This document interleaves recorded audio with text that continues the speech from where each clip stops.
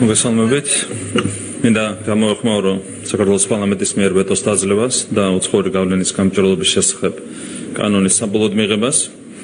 ქვეყნის უმაღლესმა წარმომადგენლობითმა ორგანომ, რომელიც ქართული ხალხის მიერ არის არჩეული და მხოლოდ ქართული ხალხის წინაშე არის ანგარიშვალდებული, იმოქმედა სწორედ ქართული ხალხის ნების შესაბამისად და შექმნა უმნიშვნელოვანესი სამართლებრივი საფუძველი საქართველოს სახელმწიფოებრივი სუვერენიტეტის განსამტკიცებლად.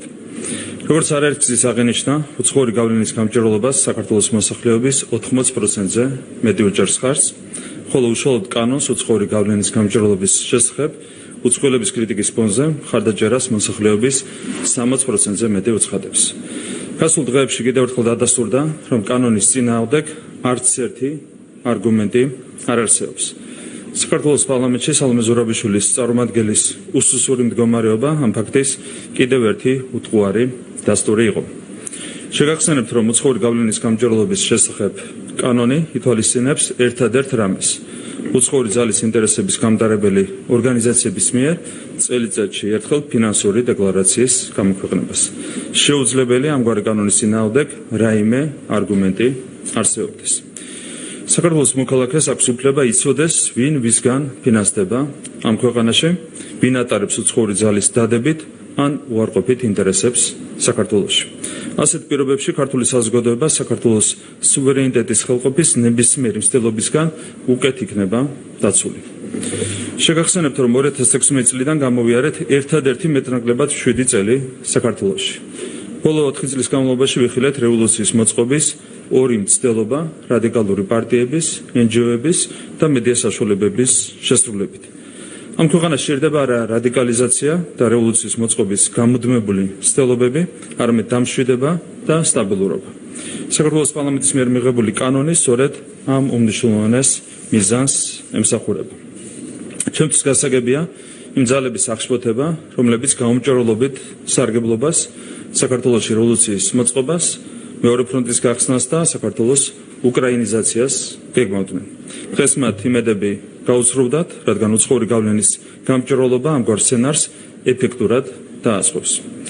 მინდა მადლობა გადაუხადო საქართველოს პარლამენტის თითოეულ წევრს, რომელმაც ხარი დაუჭირა კანონს უცხოური გავლენის გამჭვირვალობის შესახებ და ამით უერთგულა საქართველოს ეროვნულ ინტერესებს, მის დამოუკიდებლობას და სუვერენიტეტს. ხაზი უნდა გაესვას, რომ უცხოური გავლენის გამჭვირვალობის შესახებ კანონი ხელს შეუწყობს ევროკავშირის მთავარი რეკომენდაციის შესრულებას, დეპოლარიზაციას, გარდა ამისა საქართველოს დამშვიდება ქვეყნის დემოკრატიული ინსტიტუტების გაძლიერებას და სწრაფ ეკონომიკურ ზრდას წაახალისებს. აქედან გამომდინარე, გამჭვირვალობის შესახებ კანონი შექმნის უკეთეს ნიადაგს ევროკავშირში საქართველოს გაწევრიანების უზრუნველსაყოფად. როგორც არაერთხელ აღინიშნა, 2030 წლისთვის საქართველო ევროკავშირში გასაწევრიანებლად ყველა კანდიდატ ქვეყანაზე უკეთ იქნება მომზადებული და საქართველო ღირსებით, დამოუკიდებლობით, თავისუფლებითა და სუვერენიტეტით გახდება ევროკავშირის წევრი ქვეყანა. დიდი მადლობა. მოგესალმებით, მაქაბუადა ტელეკომპანია ინიტი. ბატონო ირაკლი, თქვენ ვისაუბრეთ ამ კანონის შესახებ, მათ შორის ვეტოს დაძლევის მიზეზებზეც. ვეტო დაძლეულია, კანონი მიღებულია, ახლა მოვლენების როგორი განვითარების მოუდინი გაქვთ.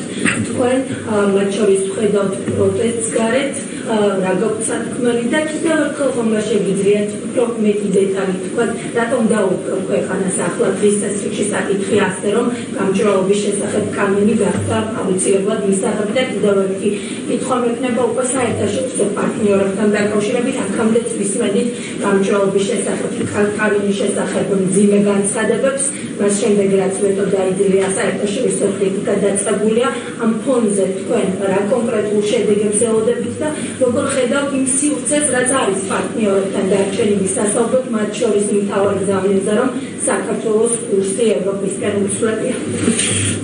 პირველ რიგში, მადლობა შეკითხვისთვის. პირველ რიგში მე ველოდები ყველას მხრიდან პრაგმატულ მიდგომას, პრაგმატულობა არის მნიშვნელოვანი.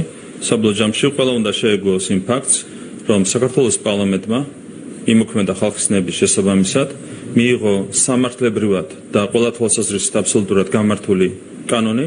თქვენ გახსოვთ, საკმაოდ დიდი ხნის განმავლობაში, კვირების განმავლობაში ამჯერად კონკრეტული სუბიექტები თავს იკავებდნენ ყალბი კამპანიის წარმოებისგან, თუმცა რაღაც მომენტში მაინც გადაწყვეტეს სამწუხაროდ ასეთი სისწრაფეზე აგებული კამპანიის წარმოება.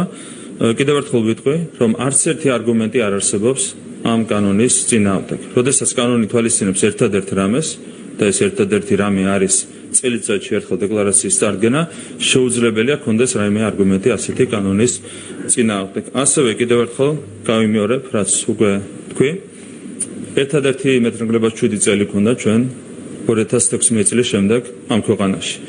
ეს 2017 წელი შედარებით ასე ვთქვათ დამშვიდებული იყო ქვეყანა. 2016 შემდეგ 18, 19, 20, 21, 22, 23 გამუდმებით ქონდა ჩვენ ამ ქვეყანაში არეულობის შემოტანის მცდელობა, დესტაბილიზაციის მცდელობა, რევოლუციის მოწყობის მცდელობა.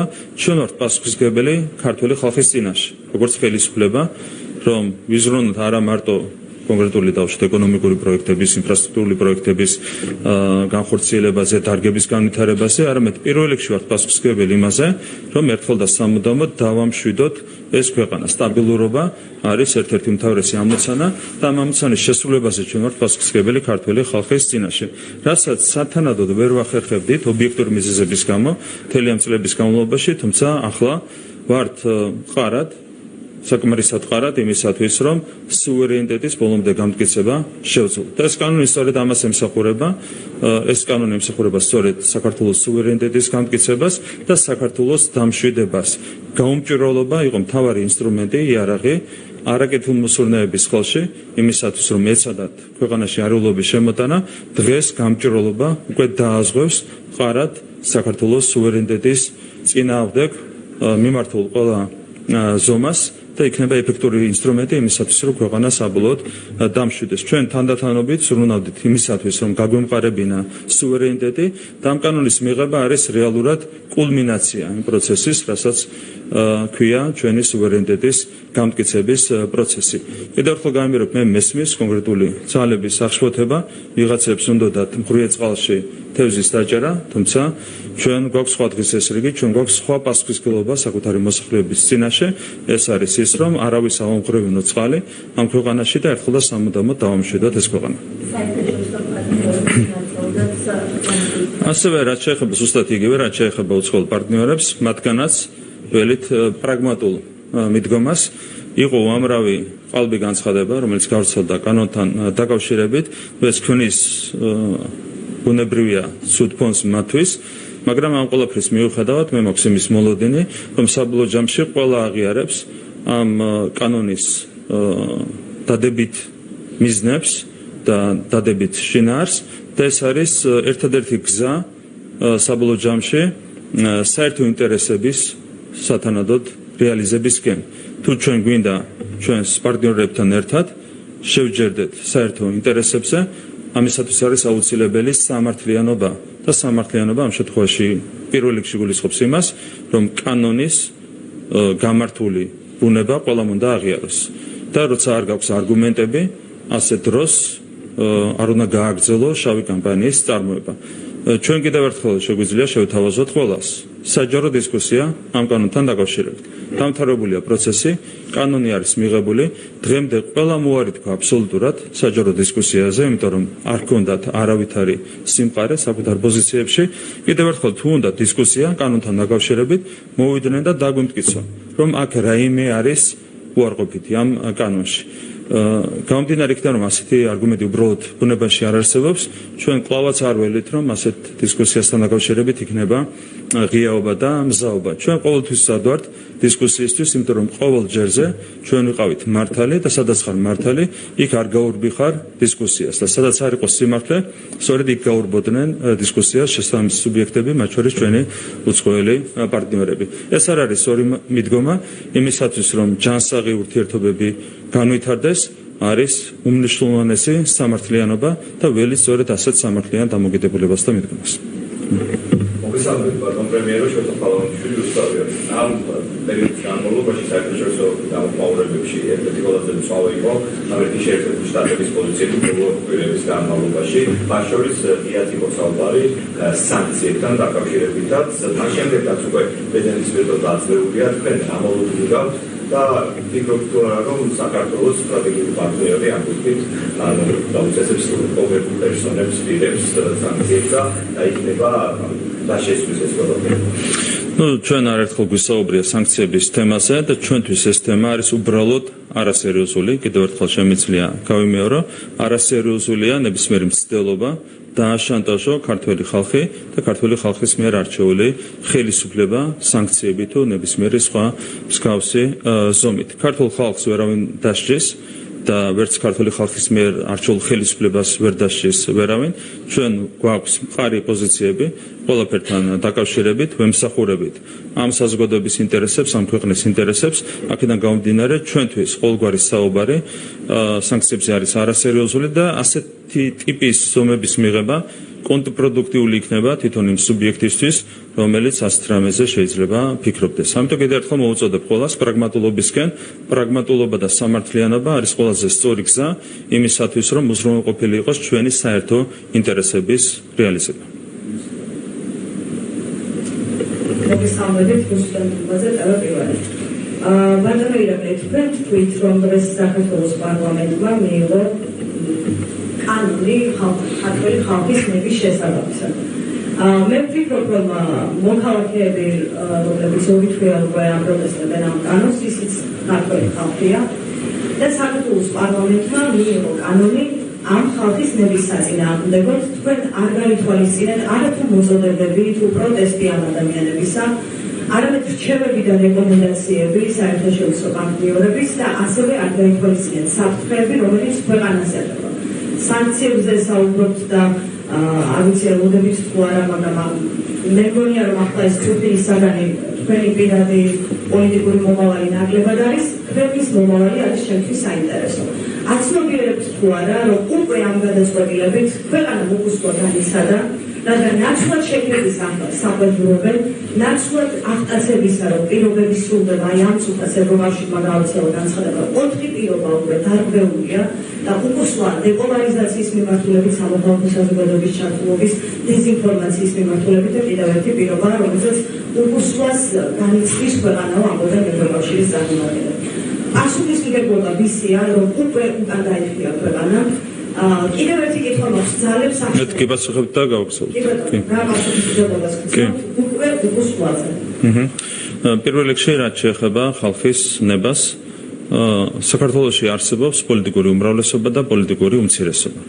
რა თქმა უნდა, ჩვენ უნდა მოусმინოთ ყველას, საქართველოს თითოეულ მოქალაქეს, მათ შორის პოლიტიკური უმცირესობის წარმომადგენლებს, ისინიც არიან ჩვენი მოქალაქეები და სწორედ ამიტომ მე შევთავაზე არაერთ გზის სხვადასხვა კუთხით საზოგადოების წარმომადგენლებს, მათ შორის ჩვენი კანონის ოპონენტებს მოსულიყვნენ და ერთად მიგვიღო მონაწილეობა საჯარო დისკუსიაში. თუმცა მათ არის სურვეს, თუნდაც ვეტომდე, ნებისმიერ დროს, ხვალაც მზად ვარ, ზეგაც მზად ვარ, ნებისმიერ დროს მზად ვარ საჯარო დისკუსიისთვის. ჩვენი მხრიდან ყოველთვის არის ღიაობა მოусმინოთ მათ შორის არა მხოლოდ პოლიტიკური უმრავლესობის წარმომადგენლებს, არამედ მათ შორის პოლიტიკური უმცირესობის წარმომადგენლებს. რა თქმა უნდა, უნდა მოусმინოთ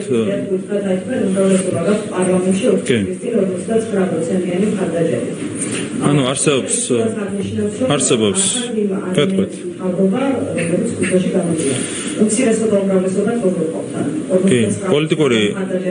პოლიტიკური უმრავლესობა შედგება იმ ამორჩევლისგან, რომელმაც აირჩია მოქმედი ხელისუფლება თავის დროზე და რომელიც დღესაც ხარს უჭერს მოქმედ ხელისუფლებას და ჩვენი რეიტინგი მას შემდეგ არის კიდევ უფრო მეტად გაზრდილი და საბოლოო ჯამში დაახლოებით ემთხვევა ჩვენი პოლიტიკური ძალის რეიტინგი კანონის რეიტინგს, კანონის მიმართ მხარდაჭერის მაჩვენებას.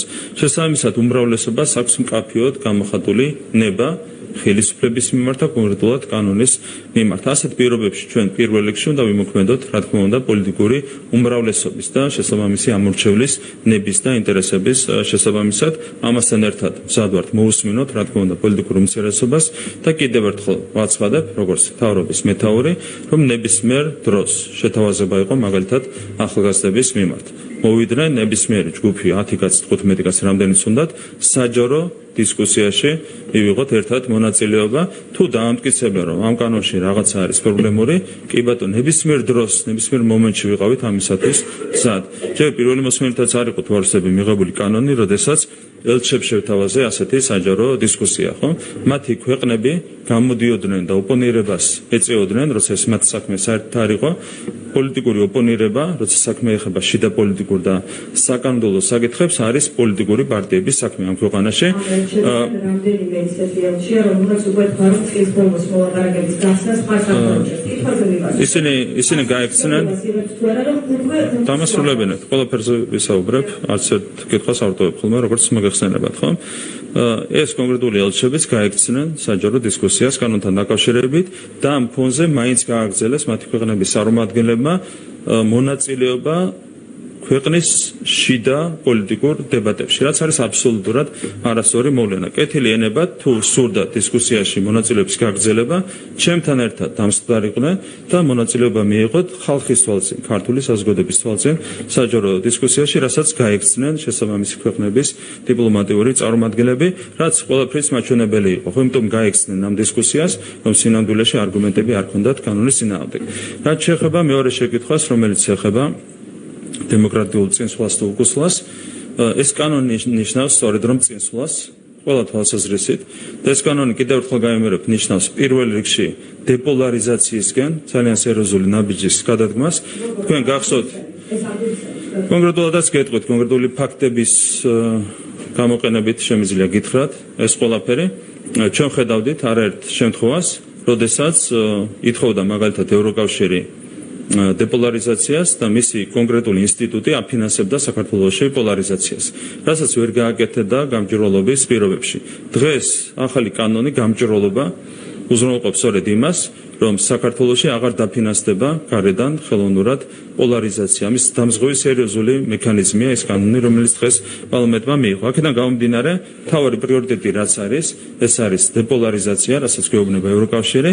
ამ მიმართულებით გვექნება ძალიან სერიოზული წინსვლა და დეპოლარიზაციის კუთხით წინსვლა ნიშნავს წინსვლას ყველა სხვა მიმართულებითაც, ნიშნავს არსებითად ქვეყანაში მდგომარეობის გაჯანსაღებას და ასევე ურთიერთობების გაჯანსაღებას. მთელი ამ წლების განმავლობაში ჰქონდა სერიოზული ნაკლოვანებები ურთიერთობების სიჯანსაღის კუთხით და ამას განაპირობებდა ბუნდოვანება, გაუმჭვირვალობა, მათ შორის დაფინანსების, რომელიც ხორციელდებოდა კონკრეტული ორგანიზაციების მიმართ. იმ პირობებში, როცა იქნება უზრუნველყოფილი გამჭვირვალობა, ეს ყველაფერი ხელს შეუწყობს, რა თქმა უნდა, ურთიერთობების გაჯანსაღებას და საბოლოო ჯამში ეს ყველაფერი ხელს შეუწყობს ჩვენი ქვეყნის შიგნით პოლიტიკური მდგომარეობის გაჯანსაღებას.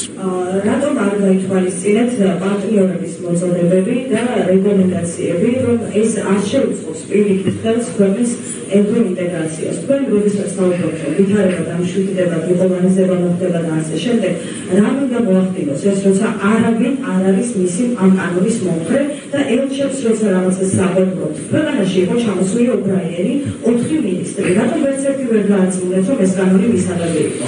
რეალურად ვერავინ იყოს დაუთოვოთ. ვერავინ ვერ წარმოადგინა ვერც ერთი არგუმენტი გამჭვირვალობის წინააღმდეგ. ვენეციის კომისიაზე კონკრეტულად გეტყვით. ჩემთვის იყო ვენეციის კომისიის დასკვნა, როგორც იურისტისთვის რბილად ვიტყვი შემაშფოთებელი, რომ ამ ტექსტით ვენეციის კომისიამ, არა მარტო ექსპერტებმა, კონკრეტულმა ექსპერტებმა, მთლიანად კომისიამ თქვა უარი პროფესიულ ღირსებას. საბოლოო ჯამში ვერაფერი ვერ დააწერინეს ვენეციის კომისიას, რეალური კრიტიკული შენიშვნა ვერ დააწერინეს და ბოლოს დააწერინეს ის, რომ NGO-ების გამჭვირვალობა არ ვარგავ. ხეს რაღაცას რო დაწერს ვენეციის კომისია იქ პროფესიულ ღირსებაზე, საუბარი ზედმეტია. ქვეყნის შიგნითაც ვიყავით ყველა შეთანხმებული იმაზე, ერთ რამეზე ხო ვიყავით შეთანხმებული, რომ NGO-ების გამჭვირვალობა არის კარგი. და ამაზე დაწერა ვენეციის კომისიამ, რომ NGO-ების გამჭვირვალობა როგორც ასეთი არის ცუდიო. ეხლა ამის ეგ არ დაუწერია. არა, ვენეციის კომისიამ არა. გეტყვით ახლა, არა, ეგრე არ იყო. რეალურად დაწერა ვენეციის კომისიამ, რომ NGO-ების გამჭვირვალობა როგორც ასეთი არ ვარგავა. ეს დაწერა, ეს აბსურდი დაწერა. და მის შემდეგ რა ფასი შეიძლება ქონდეს რაიმე ჩანაწერს ვენეციის კომისიის დასკვნაში. რაზეც ყველაზე იყო. მათ თქვეს, რომ NGO-ების გამჭირვალობა როგორც ასეთი არ ვარ გავა, ესეთი რაღაცა ჩაიწერა და უფრო მეტიც, არა, მასე წერია ზუსტად. თავარი დასკვნა იყო ეს. და უფრო მეტიც მათ უწერიათ მათ პირდაპირ მათ თავარი რაც გააკრიტიკეს იყო ის, რომ რატომ უზრუნველყოფთ ამ კანონით NGO-ების გამჭირვალობასო. ეს უწერიათ. არა, თავარი დასკვნა. არა, იქ 1000 აბსურდი ეწერა, რაც გადმოიტანეს პირდაპირ NGO-ების განცხადებებიდან. ეს სხვა რამეა, ცალკე თემაა, მაგრამ თავარი დასკვნა რაც ჰქონდათ, ეს იყო ის, რომ NGO-ების გამჭირვალობა არის ცუდი. ამის შემდეგ როგორ შეიძლება ქონდეს ფასი ვენეციის კომისიის ამ ტექსტს, ხო, პროფესიულ ღირსებაზე პირდაპირ თქვეს უარი, რაც ძალიან სამწუხარო მოვლენა. ქვეყნის შიგნითაც კი NGO-ებიც კი ამბობდნენ, რომ მათი გამჭირვალობა არის კარგი. და ამაზე ვენეციის კომისიამ დაწერა, რომ NGO-ების გამჭირვალობა არის ცუდი და უფრო მეტიც NGO-ების გამჭირვალობას დაარქვა drastic measure, რაც ნიშნავს რაც რადიკალურ ზომას. ანუ წარმოიდგინეთ, რადიკალური ზომა დაარქვა NGO-ების გამჭირვალობას. ნუ ეს ასეთი აბსურდის შემდეგ ვენეციის კომისიაზე უბრალოდ სერიოზულად ლაპარაკი არის შეუძლებელი. ჩვენ დიდი ხანი არ გვაქვს დობა მათი პროფესიონალიზმის მიმართ, ამაზე არერთხელ გვისაუბრია, მაგრამ ეს რაც წარმოადგენს არის უბრალოდ ყველანაირი ხაზის გადასმა პროფესიულ ღირსებას. უბრალოდ წარმოუდგენელია, რაც წავიკითხე ამ ტექსტის სახით. აი ასეთი პოზიციების შემდეგ, მას შემდეგ, რაც შეერთებული შტატების ვიცე-პრეზიდენტი თქვენ განხილეთ, რომ ურთიერთობები გამოჩნდება, როცა ევროკავშირი ამბობს, რომ რეაგირება იქნება ეს მოახდენს ქვეყნის ევროინტეგრაციაზე, მომოკითხვა მაქვს, თუ ხართ გარანტორი, რომ წლის ბოლოს მოლაპარაკებები გაიხსნება და თქვენ როგორც პრემიერ-მინისტრი, რომელიც არ ვიცი გადაწყვეტილებას იღებს თუ არა, მაგრამ პასუხისმგებლობას იღებს, ხართ თუ არა გარანტორი, ითქვით თუ არა ამ სიტყვებს ყველაფერი იწერება, გარანტიას იღებს თუ არა, რომ წლის ბოლოს მოლაპარაკებები ამ კანონით ქვეყნისთვის გაიხსნება. პირველ რიგში საქართველოში გახსოვთ თქვენ ასეთი მოვლენები ვითარდებოდა, რომელიც უკავშირდებოდა კონტესტთან მე გადაცემს. საქართველოში პროცესები გახსოვთ, როგორ ვითარდებოდა სააგაშვილის გარშემო. თავის დროზე მე შეგახსენებთ, რომ ევროკავშირის ყველა ქვეყნის ელჩი დემარშით მივიდა საქართველოს იუსტიციის მინისტრთან და იუსტიციის მინისტრს უთხრეს, რომ თუ სააგაშვილი არ გათავისუფლებოდა, ამით დამთავრდებოდა საქართველოს ევროინტეგრაცია. მაშინ დავიკავეთ პრინციპული პოზიცია, სააგაშვილი დარჩა სადაც უნდა დარჩენილიყო და მივიღეთ კანდიდატის სტატუსი. ხომ? ამ შემთხვევაში რაც შეეხება არა ბერჯერო მოგესმენია დასკვნებიც უნდა გამოიტანოთ, მარტო მოსმენა არ არის საკმარისი, ხო? ანუ ერთია წაკითხვა და მეორე არის საკითხulis გააზრება, ორივეზე ხართ პასუხისმგებელი, როცა წარმოადგენთ კონკრეტულ მედია საშუალებას. რაც შეეხება მოლაპარაკების გახსნასთან დაკავშირებით იყო შემაშფოთებელი ტენდენციები, რაზეც უშუალოდ უზიარებდით ჩვენს ასე ვთქვათ მოსაზრებებს პარტნიორებს, მათ შორის როცა ბატონი კოპანი იყო ჩამოსული, ხდებოდა ხელოვნურად ისეთი მოთხოვნების დაყენება, რომლებზეც იცოდნენ, რომ ჩვენ ვერ გავიზიარებდით, მათ შორის იყო სასამართლო სისტემაში რეპრესიების ჩატარება, ცესკოს გადაცემა ოპოზიციისთვის და ასე შემდეგ. ასეთ პირობებში აშკარად ჩანდა, რომ ვიღაცაებისთვის მოლაპარაკებების არ გახსნა იყო თვითმიზანი და იმ მომენტში ჩანდა, აი სანამ კანონპროექტი დაინიცირდებოდა, რომ მოლაპარაკების გახსნის შანსი ამ წელს იყო ნულის ტოლი. თუ ნულის ტოლი იყო თავის დროზე ამ კანონპროექტის ინიცირებამდე მოლაპარაკების გახსნის შანსი, ეს შანსი არის ბევრად გაზრდილი. პროცენტებში აღარ შევალ, აღარ დავიწყებ სპეკულირებას, მაგრამ თუ ამ კანონპროექტის ინიცირებამდე მოლაპარაკების გახსნის შანსი წელს იყო ნულის ტოლი, ეს შანსები არის ბევრად უფრო მეტად გაზრდილი. საბოლოო ჯამში თქვენ იცით რა არის ჩვენი დღის წესრიგი, ჩვენი ამოცანაა 2030 წლისთვის გავხდეთ ევროკავშირის წევრი ქვეყანა, თავის დროზე გახსოვთ როგორ წარიმართა მოვლენები კანდიდატის სტატუსთან დაკავშირებით. ერთ წამით, არა, დამასრულებინეთ.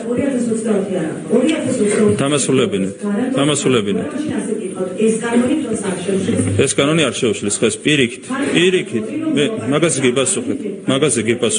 მაგაზე გიპასუხეთ უკვე, რომ ამ კანონმა პირიქით გაზარდა შანსები იმისა, თუ მანამდე ნულის ტოლი იყო, თვისებრივად გაზარდა იმის შანსები, რომ გაიხსნას მოლაპარაკებები. თქვენ გახსოვთ როგორ განვითარდა პროცესები საქართველოში კანდიდატის სტატუსთან დაკავშირებით, 2022 წელს უსამართლოდ ეთქვა ქვეყანას უარი კანდიდატის სტატუსზე, თუმცა 2023 წელს სწორედ ჩვენი პრინციპულობით მივიღეთ კანდიდატის სტატუსი. აქ წელს იქნება თუ გაიცად იქნება აუცილებლად მივახცევთ ჩვენ შედეგს. კიდევ ერთხელ გავიმეორებ, შანსები გაიზარდა.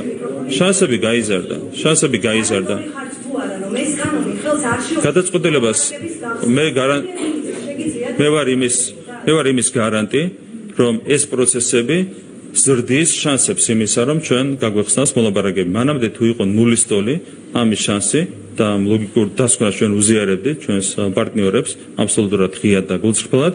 მანამდე თუ იყო ნულის ტოლი, ამის შანსი, ამ კანონის მიღება მე შანსები გაზარდა. ჩვენ ვართ პასუხისმგებელი იმაზე, რომ საბოლოო ჯამში ეს ქვეყანა გახდება ევროკავშირის წევრი, ჩვენი ორიენტირი არის 2030 წელი და ყველა ის პროცესი რომელიც ახლა წარიმართება არის სწორედ მიმართული იქითკენ, რომ ჩვენ 2030 წელს გავხდეთ ევროკავშირის წევრი ქვეყანა. თუ არ იქნება აქ უზრუნველყოფილი გამჭვირვალობა, თუ იქნებით ყოველწლიურ რეჟიმში რევოლუციის მცდელობის ქვეშ. ასე დროს მერწმუნეთ, რომ 2030 წელს კი არა, შეიძლება 2040 წელს ვერ გავხდეთ ევროკავშირის წევრი. აგერ ნახეთ, უკრაინასთან დაკავშირებით გერმანიის კანცლერმა განაცხადა, რომ 30 წელი კიდევ ვერ გახდება ნატოს წევრი ქვეყანა. ჩვენ არ გვინდა უკრაინიზაცია, თუ არ იქნება გამჭვირვალობა, უკრაინიზაციის რისკი არის მაღალი, თუ დამშვიდდება ეს ქვეყანა, ბევრად უფრო სწრაფად ვივლით წინ ევროინტეგრაციის მიმართულებით. აქედან გამომდინარე, ჩვენ მოქმედებთ სწორედ ამ პასუხისმგებლობით. რაც გვაკისრია, მათ შორის საქართველოს კონსტიტუციის 78 მუხლით, ეს პროცესები, რაც გამოვიარეთ, მათ შორის ბოლო კვირების განმავლობაში, საბოლოოდ უზრუნველყოფს იმას, რომ ბევრად უფრო სწრაფად ვივლით წინ იმ გზაზე, რასაც ქვია ევროკავშირში ინტეგრაცია და იმ ამოცანის შესრულებამდე, რასაც ქვია ევროკავშირში გაწევრიანება.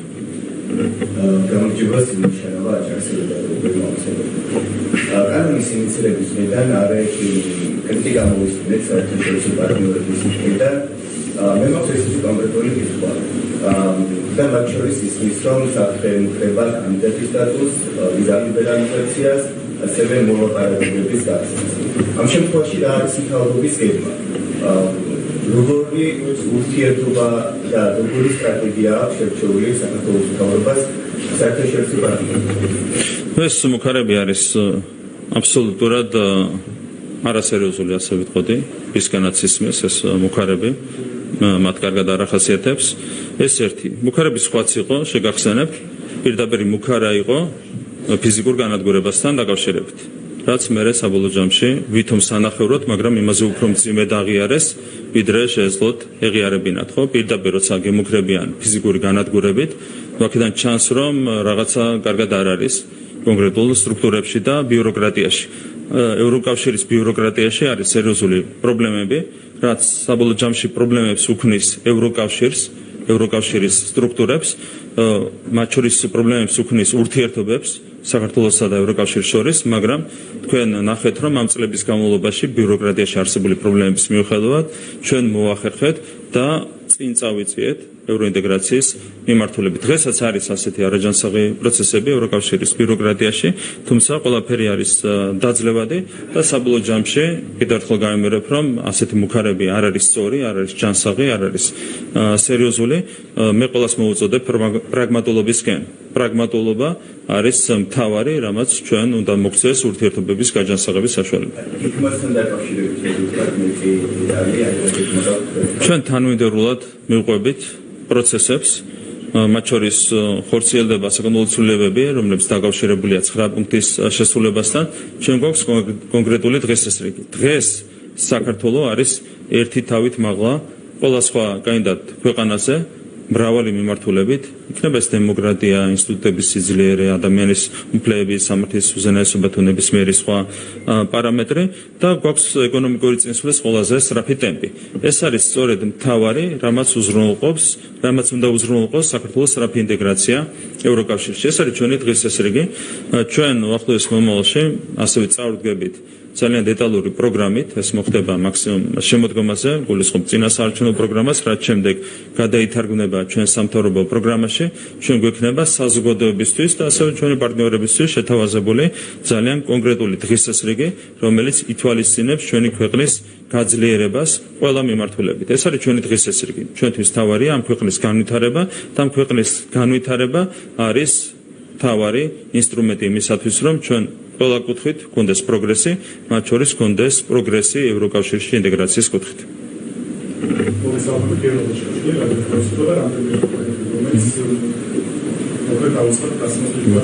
პირველი კითხვა შეეხება პარტიაში არის ამ პროექტის დაკავშირებით, მას შემდეგაც კი, როცა საუბარი იყო მოსავალეო სანქციებზე ამერიკის შეერთებული შტატებიდან.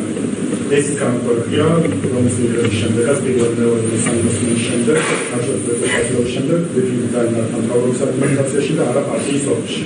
მათ შორის გაგვხარა ირაკლი გალბაშვილის თანხმობა ამ საკითხზე, არის თუ არა ასე ვთქვათ, მის თქვენი განაჩენები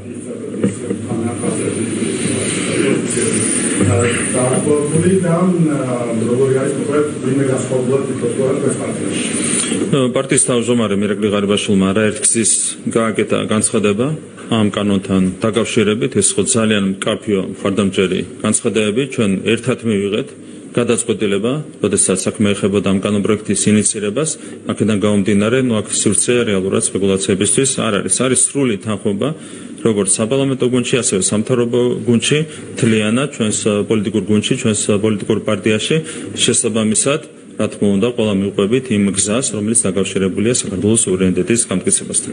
მათ შორის ახლა დავაკონტროლოთ, თქვენ შეადგენთ საუბრობთ ყველა დიფიზიის საუბრობთ რეიტინგზე. სამაინტერესებს აი თქვენ ამბობთ რომ 49%-ი ხალხი არჩევნების წინ არჩევნებზე ლეგიტიმაცია ამ პროცესში მოგენიჭება და ამბობთ რომ 60% არის ამ კანონის მხარდაჭერა. მაინტერესებს თქვენი თანახმოვანების ყველა ჩატარებული იზიარებები თუ არა სრულად ისინი ვის არის თქვენი მხარდაჭერები, იმაზე მეტი არის ახალ მხარდაჭერი, ვიდრე თქვენი მხარდაჭერია. და კიდევ ერთი აქ გავაერთიანებ. ეს ის შემთხვევა არის, როცა ბიზნესის წარმომადგენლებიც კი საუბრობენ, ბიზნესმენები, რომლებიც მანამდე მე ამახსენებ ყოველ შემთხვევაში მთავრობა, რომლის საპირისპირო პოზიციას კი დაეჯერებიან. ამ შორის იყო რამდენიმე წელიწად გაშენებული პოზიცია.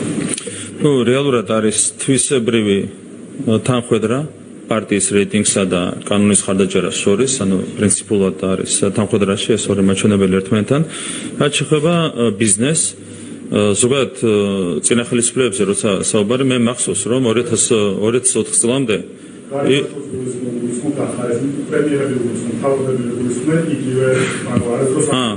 კი ბატონო, ეს ხომოცემულობა, მაგრამ 2004 წლამდე შეგახსენებთ რომ ჩვეულებრივი ამბავი იყო ბიზნესის მხრიდან კრიტიკული განცხადებები. 2004-12 წლები იყო სწორედ ეს პერიოდი, როცა ბიზნესი იყო უკიდურესად დაშინებული და ნებისმიერი განცხადება ბიზნესის მხრიდან, პოლიტიკური განცხადება, კრიტიკული განცხადება ნიშნავდა იმას, რომ ამას აუცილებლად მოყვებოდა ან რეკეტი, ან ციხეში გაშვება და ამ შემდეგ. ეს იყო მდგომარეობა 2004-12 წლებში. დღეს გვაქვს დემოკრატია, დღეს არის ბიზნესი თავისუფალი და ასეთ პირობებში, თავისუფლად აკეთებენ განცხადებებს ბიზნესმენები, შეიძლება ვიღაცას მოწონდეს, ვიღაცა შეიძლება არ მოწონდეს ეს განცხადებები, მაგრამ საბოლოო ჯამში ეს არის მათი საქმე. ბიზნესის თავისუფლება არის ჩვენი ხელისუფლების ერთ-ერთი უმთავრესი მონაპოვარი. ამ პირობებში ზოგადად ბიზნესი რო არის ხელისუფლების ხარდაჭერი, ამით შფოთავენ ხოლმე ჩვენი ოპონენტები ძალიან ხშირად. სინამდვილეში ბიზნესი რო არის ხელისუფლების ხარდაჭერი ზოგადად არავის უნდა უკვირდეს, იმიტომ რომ ერთ-ერთი მთავარი მონაპოვარი ჩვენი ხელისუფლების არის სწორედ ბიზნესის თავისუფლება.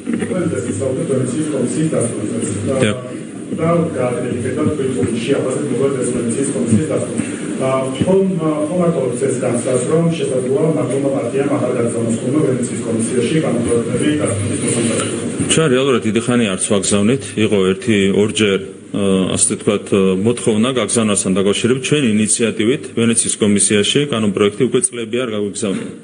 მრავალი წელია ვენეციის კომისიაში არ ვაგზავნით ჩვენ კანონპროექტებს ჩვენი ინიციატივით. მოთხოვნა იყო და მაგითო გავაგზავნეთ.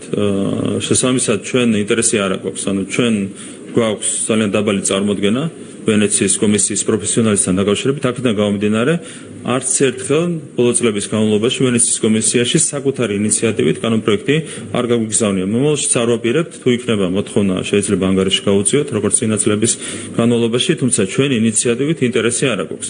და საქართველოს ხელისუფლებაში არიან იურისტები, სამართლის დოქტორები, პროფესორები, იურისტები, რომლებსაც აქვთ ბევრად უფრო მაღალი კვალიფიკაცია, ვიდრე ვენეციის კომისიაში წარმოდგენილ ექსპერტებს. აქედან გამომდინარე, სამართლებრივი ექსპერტიზის ინტერესი როგორც ასეთი არ არსებობს, მით უმეტეს, რომ კონკრეტული ექსპერტების კვალიფიკაციაც კი რომლებიც არიან ჩართული დასკვნების მომზადებაში, არის საკმაოდ საეჭვო. აქედან გამომდინარე ჩვენი ინიციატივით არ ვაგზავნით ხოლმე კანონპროექტებს ვენეციის კომისიაში, თუ იქნება ხოლმე მოთხოვნა შეიძლება ანგარიში გაუწიოთ, მაგრამ კიდევ ერთხელ გავიმერებ, რომ ჩვენი წარმოდგენა ვენეციის კომისიის პროფესიონალისტთან და კეთილსინდისიერებასთან დაკავშირებით არის ძალიან დაბალი.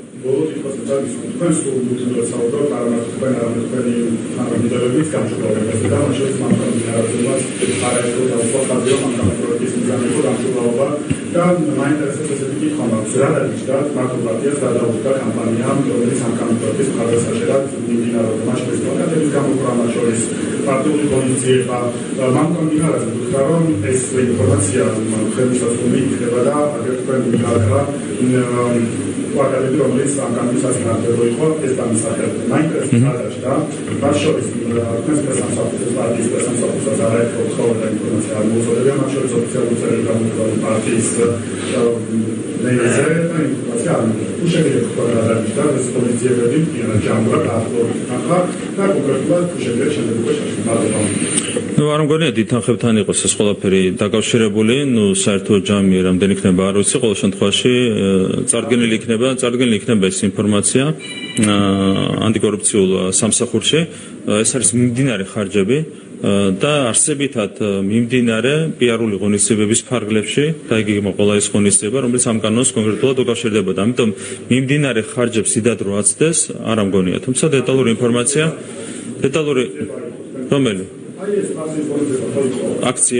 აქციასთან დაკავშირებით დეტალური ინფორმაცია იქნება წარდგენილი, ანუ ასეულობით 1000 ლარი დაჭდა რეალურად ეს კონკრეტული ერთი აქცია. ანუ იაფი არ დამშტარა და ეს ინფორმაციაც იქნება წარდგენილი საბოლოო ჯამში ანტიკორუფციულ სამსახურში. ანუ ყველაფერი იქნება დეკლარირებული ჩვენი მხრიდან. თუმცა ასევე შეგიძლია დაინტერესდეთ საიდან ფინანსდება პარტიები არიან ჩართული თუ ვინ არის ჩართული იმ აქციების დაფინანსებაში, რომელსაც ხედავთ ხო იქ სცენის აღმართვა სჭირდება თავისი ხარჯები, პლაკატების გამოკრას და ასე ვთქვათ PR-ს მათ შორის სოციმედიაში და ეს შემდეგ. ხო იქაც დავინტერესდეთ რა არის. ჩვენი მხრიდან იქნება სრულად დეკლარირებული ყველა ხარჯი, რომელიც დაკავშირებულია ამ კამპანიასთან. კიდევ ერთხელ ვიტყვი, რომ რაც შეეხება აქციას, საკმაოდ ძვირი დაჭდა 100,000-ობით დაჭდა აქციის ორგანიზება. რაც შეეხება სხვა ღონისძიებებს, შეიძლება იყოს ოდნავ მეტი, ვიდრე არის სტანდარტული PR-ული ხარჯები, თუმცა ამაზეც ინფორმაცია იქნება წარმოდგენილი ანტიკორუფციულ სამსახურში. კი, დეტალურად. რაშუაში, ბადიში, მინდა გურახლიძე რაშუაში. იყო თავის როზე და თავის როზე სხვათა შორის ვენეციის კომისიაში ექსპერტული რესურსები იყო ბევრად უფრო ძლიერი. თუმცა დღეს სხვათა შორის გიორგი პაპუაშვილიც ნაცმოძრაობის სასამართლო კლანის ერთ-ერთი წევრიც იყო ვენეციის კომისიის ექსპერტი. აქედან გამომდინარე, ერთი მაგალითია მინდია უგრეხელიძე, უაღრესად მაღალი კვალიფიკაციის მქონე ექსპერტი და მეორე მაგალითია გიორგი პაპუაშვილი, უაღრესად დაბალი კვალიფიკაციის ექსპერტი, რომელიც ასევე იყო ვენეციის კომისიის წევრი. რა თქმა უნდა. არა, წევრი არ მგონია. არ მგონია დიდი ხანი მე როგორც ვიცი წლებია აღარ არის ვენეციის კომისიის ექსპერტი.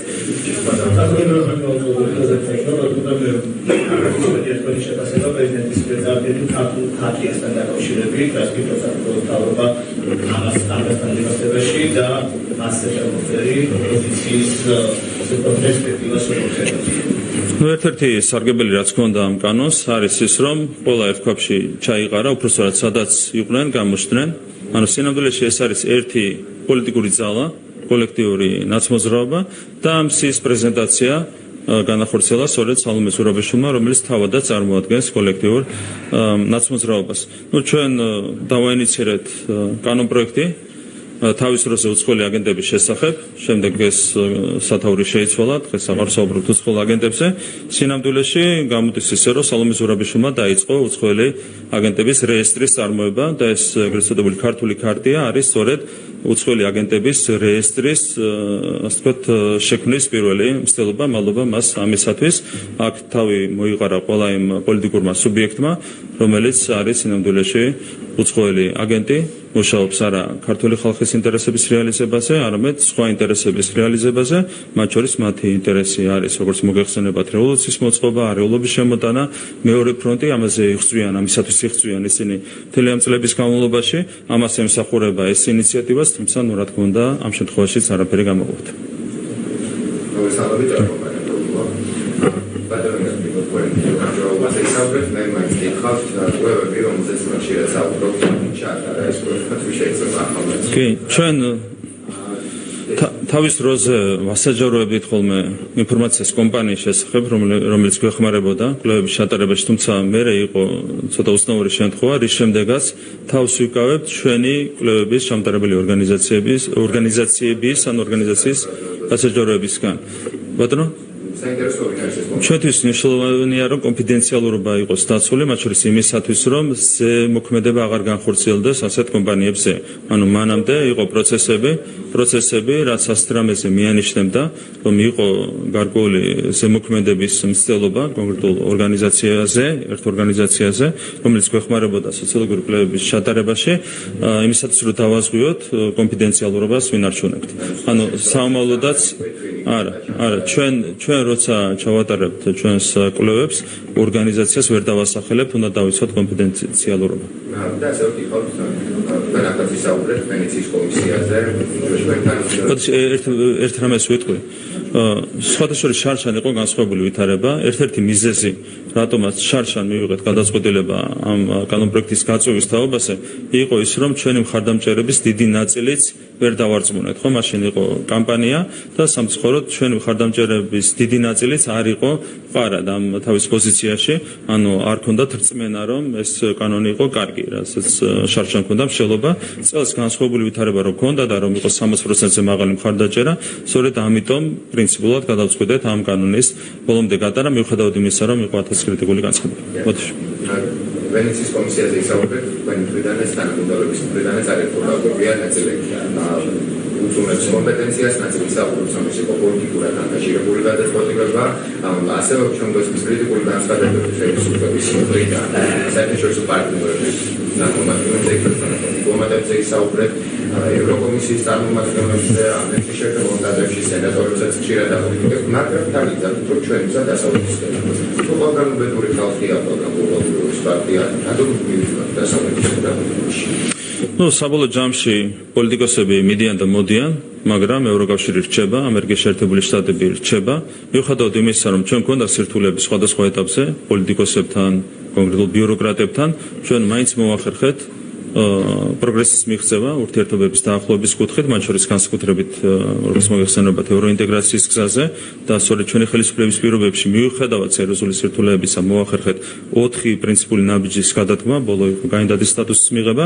კიდევ ერთხელ გავიმეორებ, პოლიტიკოსები მიდიან, მოდიან, ბიუროკრატები მიდიან, მოდიან, მაგრამ ევროკავშირი რჩება, ჩვენი მიზანია ევროკავშირში გაწევრიანება და არა რომელიღაც პოლიტიკოსთან ან ბიუროკრატთან მიერთება. ხო, შესაბამისად ჩვენ, რა თქმა უნდა, თანმიმდევრულად გავაგრძელებთ იმ პოლიტიკას, რაც არის მიმართული ევროკავშირში გაწევრიანებისკენ. და ბოლოს კი ხალხს პარლამენტში მედიასთან კომენტარებს კონკრეტებს ეკრეტა დეპუტატმა განაცხადა, რომ სუვერენიტეტზე საუბრისას რუსეთს ჩიტორი გადაშავა და იქნებ პოზიცია მაინტერესებს, როდესაც საუბრობთ სუვერენიტეტზე, საფრთხეებზე, ნაკლებად მისმის. შეიძლება მევცდები ამ ბოლო დროს, იგივე თქვენი მხრიდანაც რუსეთზე საუბარი, საფრთხეებზე, რომელსაც ეს ქვეყანა ქმნის არაერთი წელი.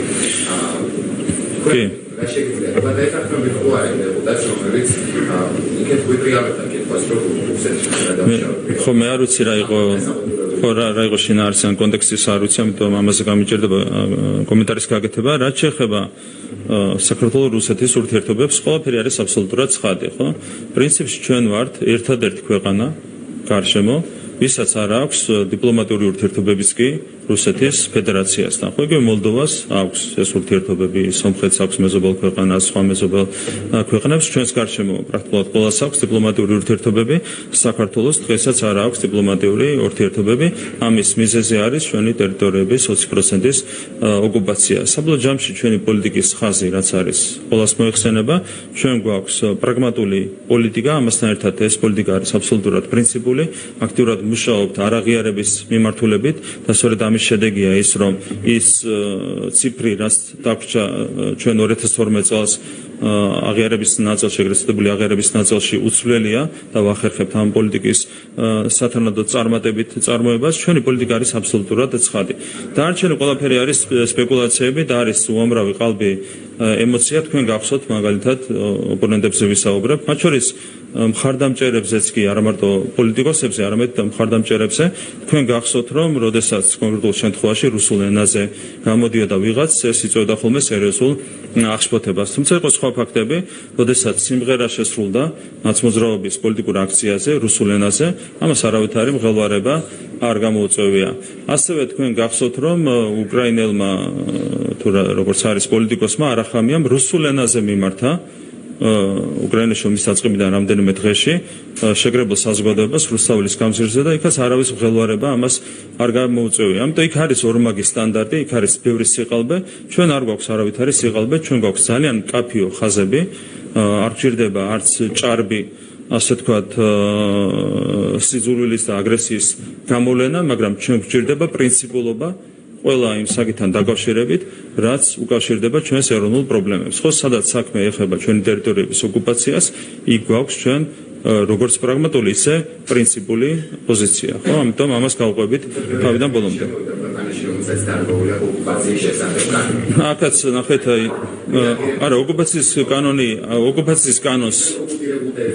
ოკუპაციის კანონს ამოწევს ხოლმე ყველა უწყება, არ ვიცი შეიძლება სადღაც ვიღაცას გაებაროს კონკრეტული შემთხვევა, მაგრამ მოწოდება ყოველ ჯერზე აქვს თუ არა ვიზიტორს დარღვეული ოკუპაციის შესახებ კანონი. აქაც მინდა ერთი რამე შეგახსენოთ, 2016 წელს საფხულში საქართველოში გაიმართა იუთოს საპარლამენტო ასამბლეის სესია, სადაც შეჯერდნენ მაშინდელი პარლამენტის თავმჯდომარე დავით უსუფაშვილი და მაშინდელი ოპოზიცია ნაცმოძრაობა იმაზე, რომ მათ ნება უნდა დაერთოთ 4 დუმის დეპუტატისთვის შემოსულიყვნენ საქართველოში და დასწრებოდნენ იუთოს საპარლამენტო ასამბლეის სესიას. 4 დეპუტატი, მათი ოფიციალური შეთანხმებით, უსუფაშვილი ნაცმოძრაობა ამაზე შეთანხმდნენ, 4 დეპუტატი, დუმის დეპუტატი, რომელსაც ჰქონდა დარღვეული ოკუპაციის შესახებ კანონი, ესწრებოდა ოფიციალურად იუთოს საპარლამენტო ასამბლეას. ეს იყო სლუცკი, ეს იყო FSB-ს ყოფილი ხელმძღვანელი თუ გეროს FSB-ს ყოფილი ხელმძღვანელი და შემდეგ.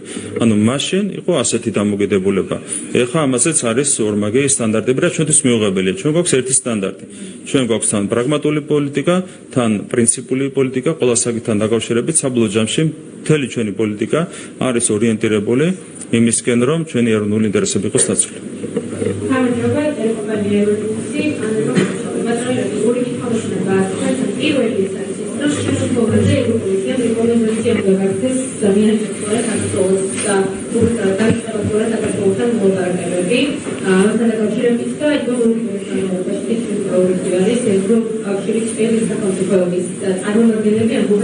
ამ კანონების შემთხვევაში არ გაუჭერდნენ საქართველოსთან მოუღალატებების გახსნას.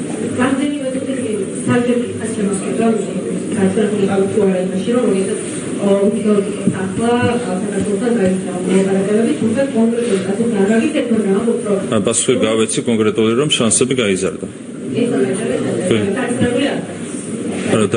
მე რო ვიღებდე გადაწყვეტილებას, გეტყოდით დარწმუნებით, მაგრამ ევროკომისია შეუძლია დარწმუნებით ამა თუ იმ პასუხის გაცემა. კი, 2030 წელთან დაკავშირებით ვარ აბსოლუტურად დარწმუნებული, გამომდინარე იქიდან, რომ ჩვენ ყველანაირად ვიქნებით მზად ევროკავშირში გაწევრიანებისთვის. ეს ერთი. და რაც შეეხება თვითონ ამ ნაბიჯებს, აქ არის ერთი რამ მნიშვნელოვანი. ზოგადად ევროინტეგრაცია არის ის საკითხი, რაზეც შეჯერებულია მოსახლეობის უდიდესი უმრავლესობა. ხო, 80%-ზე მეტი ამბობს, რომ სურს ევროინტეგრაცია, ამას ამბობს ყველა პოლიტიკური სუბიექტი, რომელიც არის წარმოდგენილი დღეს წინა პლანზე ქართულ პოლიტიკაში, მათ შორის პარლამენტში, ამაზე ვართ ყველა შეჯერებული. ასე დროს ეს საკითხი უნდა იყოს გამაერთიანებელი. რეალურად უნდა იყოს გამაერთიანებელი, თუმცა ჩვენ რას ხედავთ? განსაკუთრებით 2022 წლიდან მოყოლებული, როცა დაიწყო უკრაინაში ომი. ჩვენ ხედავთ იმას, რომ ხელოვნურად, აბსოლუტურად ხელოვნურად ეს საკითხი გამოიყენება კონკრეტული სუბიექტების მხრიდან ქვეყნის გახლეჩვისთვის. ხო, ასე წარიმართა ეს პროცესები. ჩვენ შევიტანეთ განაცხადი მარტის დასაწყისში კანდიდატის სტატუსის მისაღებად და ივნისში ყოველგვარი დასაბუთების გარეშე გითხრეს უარი. ანუ ის საკითხი, რაც უნდა ყოფილიყო გაერთიანების საფუძველი, სინამდვილეში ვიღაცებმა გამოიყენეს გახლეჩვისთვის. ეხლა ვხედავთ იგივეს, ხო ეს ინტეგრაციის პროცესი შედგება კონკრეტული ნაბიჯებისგან. ჯერ იყო სხვა ნაბიჯები, ხო ასოცირების შეთანხმება და შემდეგ მერე იყო კანდიდატის სტატუსი, რაც უკვე გავიარეთ. ეხლა არის მოლაპარაკებების გახსნაზე პოლიტიკური გადაწყვეტილება. ამის შემდეგ პოლიტიკური გადაწყვეტილების შემდეგ კიდევ ერთი ნაბიჯია, ეს არის ფაქტობრივად მოლაპარაკებების გახსნა, მაგალითად მოლდოვასთან და უკრაინასთან მიმართებით მართალია მიიღეს პოლიტიკური გადაწყვეტილება მოლაპარაკებების გახსნის თაობაზე, მაგრამ მოლაპარაკებები ჯერ არ გაუხსნიათ. ანუ ეს შემდეგი ნაბიჯი უკრაინასთან და მოლდოვასაც არ გაუვლია, ხო? თავარი რა არის? ანუ ბევრი ნაბიჯისგან შედგება ევროინტეგრაციის პროცესი. თავარია რომ ვიღაცებმა არ სცადონ ამ პროცესის გამოყენება შანტაჟისთვის. და დღემდე რასაც ხედავთ 2022 წელს რაც მოხდა და ახლაც რასაც ხედავდით იგივე მოლაპარაკებების გახსნასთან დაკავშირებით, ხო, როცა ვიღაცები აშკარად ეძებდნენ საბაბს, რომ არ გაეხსნათ მოლაპარაკებები. თავი არის ის, რომ შანტაჟისთვის არავინ გამოიყენოს ეს პროცესი. არ არის ეს სწორი დამოკიდებულება ქართული ხალხის მიმართ. იმასაც შეგახსენებთ, ეს ადამიანები ამბობდნენ, რომ 2023 წელს ქართულ ხალხს მიცეს სტატუსი და არახელისუფლებას, თუმცა 2022 წელს იგივე ქართულ ხალხს უსამართლოდ უთხრეს უარი კანდიდატის სტატუსი. არ შეიძლება ასეთი манипуляციები, არ შეიძლება ასეთი დამოკიდებულების გამოვლენა ქართული ხალხის მიმართ. უნდა იყოს სამართლიანობა უზრუნველყოფილი და არ შეიძლება ყოველ ჯერზე თითოეული ნაბიჯი იყოს გამოყენებული შანტაჟისთვის. ხან კანდიდატის სტატუსი, ხან მოლაპარაკებების გახსნა, გადაწყვეტილების მიღება, რეალური გახსნა და ამის შემდეგ კიდე სხვა ნაბიჯები იქნება. თავარია ჯანსაღი და სამართლიანი მიდგომა. ჩვენ რასაც ხედავთ იყო იმის პირდაპირ მცდელობა, რომ ევროკავშირის თემა ვიღაცებს გლობალურ ომის პარტიას გამოიყენებინათ საქართველოს ვითარების არევისთვის და ხელისუფლების შესაცვლელად. ასეთი პროცესები სადამდეც მივიდა უკრაინაში, ყველა ვნახეთ. იქაც რეალურად საბაბად იქნა გამოყენებული თავის დროზე სწორედ ევროკავშირის თემა და დეტალებს აღარ გავიხსენებ, რა მოხდა 2013-14 წლებში უკრაინაში და რეალურად ამ შანტაჟმა უკრაინა მიიყვანა დღევანდელ მდგომარეობამდე. ჩვენ ქართულმა საზოგადოებამ და საქართველოს ხელისუფლებამ არ უნდა მივცეთ არავის იმის შესაძლებლობა, რომ ევროკავშირის თემით შანტაჟი და სპეკულირება გამოიყენოს საქართველოს უკრაინიზაციისთვის და მეორე ფრონტის გახსნისთვის. ეს არის ის დამოკიდებულება, პრინციპული დამოკიდებულება, რაც თითოეულმა ჩვენგანმა უნდა ვაჩვენოთ და რაც ქართულმა საზოგადოებამ კიდევ ერთხელ უნდა აჩვენოს. 2022 წელს ეს შანტაჟი რომ არ გავიდა არის პირველ რიგში ქართული საზოგადოების დამსახურება. ქართული საზოგადოება 2022 წლის ივნისში არ აყვა იმ სცენარს, შანტაჟის იმ სცენარს, რომელიც აგებული იყო სწორედ კანდიდატის სტატუსის თემაზე და რის მიზანიც იყო რევოლუციის მოწყობა. ხო, გახსოვთ მაშინ ეს NGO-ები ავიდნენ პირდაპირ რევოლუციურ სცენაზე და მოითხოვეს მთავრობის გადადგომა, საკუთარი ტექნიკური მთავრობის ფორმირება და ეს შემდეგ. თუმცა საზოგადოება მათ არ აყვა და შესაბამისად საზოგადოება იყო მთავარი, ვინც არ მისცა კონკრეტულ ძალებს, ვისაც უწოდებ ჩვენ გლობალურ ომის პარტიას, იმის საშუალება, რომ ევროკავშირის თემა გამოიყენებინა როგორც შანტაჟის ინსტრუმენტი ამ ქვეყანაში რევოლუციის მოსაწყობად. მომავალშიც ასე უნდა გავაგრძელოთ ნაბიჯების გადადგმა.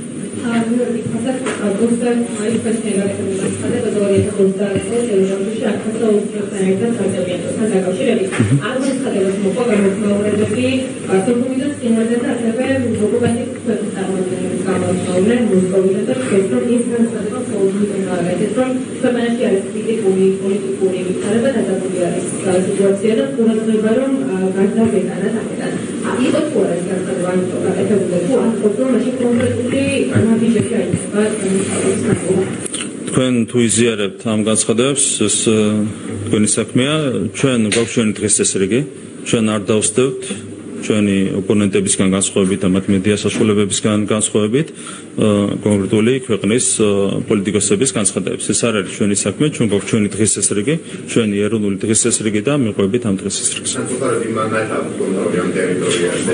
იგი რა თქმა უნდა ეს არის მოცემულობა, მაგრამ ჩვენი ამოცანა, ჩვენი მთავარი ეროვნული ამოცანა არის ნათელი, ხო, ეს არის ჩვენი ქვეყნის გამთლიანება.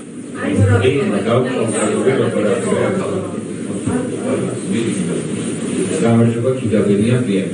ბატონი რაკები მინდა გამოვყუროთ, რომ ბიზნესი დღეს არის თავისუფალი და მათ შეუძლია პროდუქციის დაფიქსირება. თუმცა ერთი ის ნახეთ ის რომ ერთი აჯენდა და ყველა ბიზნესმენმა ერთმანეთს მიყვარებით Facebook-ზე დააბოს და რა კარგია გამჭვირვალობის კანონია, არიცი რამდენად შეიძლება იყოს მსგავსი დამთხოვებები. რაც შეიძლება ეს დამთხოვა არ იყო, შეიძლება თავისუფლად არსებდეს კოორდინაცია. ერთ დღეს როცა ეკეთება განცხადებები, ეს არის ხო? Facebook-ი იმას კი, ბიზნესს თავისი координация აქვს, ხო? ან ბიზნესს აქვს თავისი координация, მათ შორის საკუთარი ორგანიზაციები დაფუძნებული, ანუ მათი координация არის ჩვეულებრივი მოვლენა. დამთხოვა როგორ იქნება? არის ერთ დღეს თუ გავრცელდა განცხადები, ნიშნავს რომ იყო координация, რა შოშე დამთხოვა. კარგი, მინდა გითხრათ ასევე ის რომ სასოფლაკაძე ერთ-ერთი მსხვილი ბიზნესმენია, რომელიც ეხმარებოდა რუსულ ეგრეთ გამჭვირვალობის კანონს და მან გუშინ გააკეთა განცხადება, რომ გთხოვათ მთავრობას ვეტო არ დაძრევა ან გადადეთ მისი განხილვა, ან ამოქმედდეს 2025 წლიდან. სავარაუდოდ ბიზნესმენებმა იგრძნეს ალბათ ის მოსალოდნელი შედეგები, რაც შეიძლება მოყვეს ამ კანონს. თქვენ თუ გქონდათ კომუნიკაცია სასოფლაკაძესთან, ან მოусმინეთ თუ არა მის პოზიციას, რატომ არ გაითვალისწინეთ ეს და თქვენ რამდენიმე დღის წინ როცა გქონდათ ბიზნესმენებთან შეხვედრა, ანუ ვერ დაარწმუნებთ იმაში, რომ ეს კანონი რეალურად არის გამჭვირვალობის და არადოსტური. ნუ რეალურად ბიზნესის წრეებში არსებობს საკმაოდ მკაფიო შეხედულება ამ კანონთან დაკავშირებით და ეს შეხედულებები თელმა რიგმა ბიზნესმენებმა ღიადაც გამოხატეს, მათ შორის დახურულ შეხვედრაზე საკმაოდ მრავლად გამოიხატა მხარდამჭერი პოზიციები. რაც შეეხება განსხვავებულ მოსაზრეებს, ყველას ერთნაირი მდგრადობა არ აქვს ზეწოლის მიმართ. ზოგს აქვს ასეთი ნებისყოფა, ზოგს ისეთი ნებისყოფა, რაც გასაგებია ეს ადამიანური მოვლენა. სხვათა შორის ჩვენი მხრიდან კიდევ ერთხელ გამიმეორებ, ჩვენი მხრიდან ბიზნესი არის სულად თავისუფალი, მაგრამ დღეს ჩვენი ოპონენტები ბიზნესის მიმართ ზუსტად იგივე მეთოდებით მოქმედებენ, როგორც მოქმედებდნენ. ბულინგი იყო ძალიან ფართო წრეზე. არ ბულინგი იყო ბიზნესმენების ძალიან ფართო წრეზე, სხვადასხვა ფორმით გამოხატული. ჩვენი მხრიდან არის ბიზნესი თავისუფალი, მაგრამ ჩვენი ოპონენტები ბიზნესმენების მიმართ მოქმედებენ ზუსტად იგივე მეთოდებით, რა მეთოდებსაც იყენებდნენ 2012 წლამდე. უბრალოდ მათ აღარ შეუძლიათ დღეს სასამართლოს გამოყენება, ყუდის გამოყენება, პროკურატურის გამოყენება ამისათვის, აღარ შეუძლიათ ბიზნესმენის დაჭერა, გეზერაშვილი აღარ ყავთ ხელისუფლებაში, ვეღარ დაარეგებენ ბიზნესს. ბულინგი, ფაშისტური. გეტყვით. ჩვეულებრივი, გეტყვით, ლიბერალურ ფაშისტური ბულინგი, რაც წარმოებდა არა მარტო ბიზნესმენების წინააღმდეგ, ეს არის გასაგები. მე მესმის, რომ ყველა ვერ უძლებს ამ ლიბერალურ ფაშისტურ ბულინგს. მაგრამ ეს მათი საქმეა, ჩვენ შეგვიძლია ამას გაგებით მოვეკიდოთ.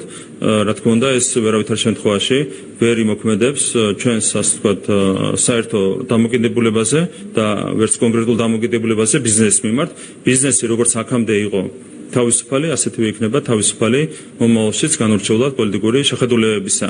რაც შეეხება ჩვენს ოპონენტებს, მათ აქვს ზუსტად იგივე მეთოდები, რაც ჰქონდათ 2012 წლამდე. ყველას გახსოვთ ბიზნესის რეგეტი იყო, გახსოვთ? დამიდასტურეთ რომ გახსოვთ. ადასტურებთ? არა, ადასტურებთ რომ ადასტურებთ რომ 2012 წლებში იყო სისტემური დიდგორის ბრძოლა რომ მოხდა ადასტურებთ? ერთსამით. დიდგორის ბრძოლა რომ მოხდა ადასტურებთ თუ არა? მე დაბადებული არ ვიყავი, მაგრამ ვადასტურებ, იმიტომ რომ ისტორია არსებობს, ხო? ამიტომ აქაც შეგიძლიათ რაღაცები დაადასტუროთ.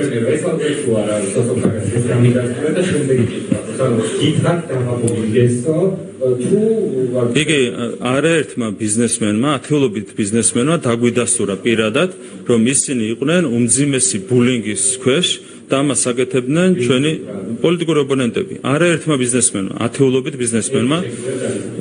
აი ნახეთ, როგორი სისტემა აქვს ასეთი შექმნილი. თქვენ იცით, რომ გეზერაშვილს ჰქონდა კოლ-ცენტრები შექმნილი თავის დროზე, კონკრეტული მიზნით, ეს იყო ევროპელი პენსიონერების ზარცვის მიზანი და ეს საქართველოში აღარ აქვს, საბედნიეროდ სხვაგან აქვს, არის არაერთი ქვეყანა, სადაც კოლ-ცენტრები აქვს შენარჩუნებული და კვიპროსიდან, ევროკავშირის წევრი ქვეყნიდან აგრძელებს პენსიონერების ზარცვას საკუთარი კოლ-ცენტრების მეშვეობით, ხო და თავისუფალი მიმოსვლით სარგებლობს, ძალიან უცნაურია ევროკავშირის ქვეყნებში, ესეც არის ბიუროკრატიის პრობლემის ერთ-ერთი გამოვლენა. მაქამდეც მივალ. კი, დამიზუსტად კითხვა და გიპასუხებთ ზუსტად. კი, ათეულობით ბიზნესმენთან ქონდა მათ შორის სოფხაგაძესთანაც კი მე გეტყვით კონკრეტული მე არ მაქვს უფლება კი მე არ მაქვს უფლება ბიზნესმენის სახელით ვისაუბრო შეგიძლიათ კითხოთ ბიზნესმენებს ჩვენთან საუბრებში ათეულობით ბიზნესმენმა დაადასტურა რომ იყოს სხვადასხვა ფორმით ლიბერალურ ფაშისტური ბულინგი განხორციელებული მათ წინააღმდეგ მათ შორის შეტევა მათ WhatsApp-ებზე მათ Facebook-ებზე და შემდეგ რაც ხდებოდა იგივე სპორტსმენების მიმართ ხელოვნების სფეროს წარმომადგენლების მიმართ ზუსტად იგივე ხდებოდა ბიზნესის წარმომადგენლების მიმართ ეს ლიბერალური ფაშიზმი როგორ მუშაობს ხო და კოლცენტრები ჰქონდათ შექმნილი წარმოიდგინეთ კოლცენტრები ჰქონდათ შექმნილი რომლებსაც იყენებდნენ სწორედ ამ ბულინგისთვის პირდაპირ კოლცენტრები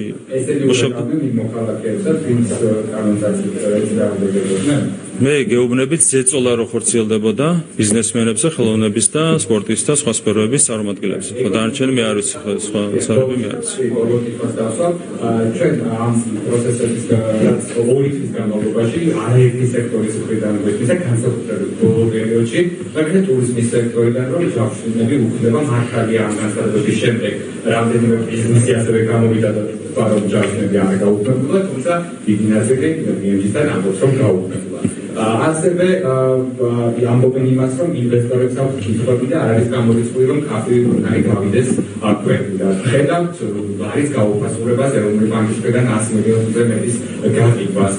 ამ ყველაფერთან გამომდინარე აღარ ჩამოვხდი განცხადებებს ყველა სექტორისა თქვენ ელით თუ არა რომ ეს კანონი ეკონომიკას ხელშემ ეკონომიკურ აქტივობას ხელშეუხდის თუ არა და ალბათ ითქვით რომ არა მაშინ ვის საფუძველზე ამბობთ პირველ რიგში რაც შეეხება წინასწარ 4 თვიან მონაცემებს იანვარი, თებერვალი, მარტი, აპრილი საშუალო ზრდა გვაქვს 8%-ზე მეტი, იმაზე ბევრად მეტი ვიდრე სავალუტო ფონდმა წინასწარმეტყველა.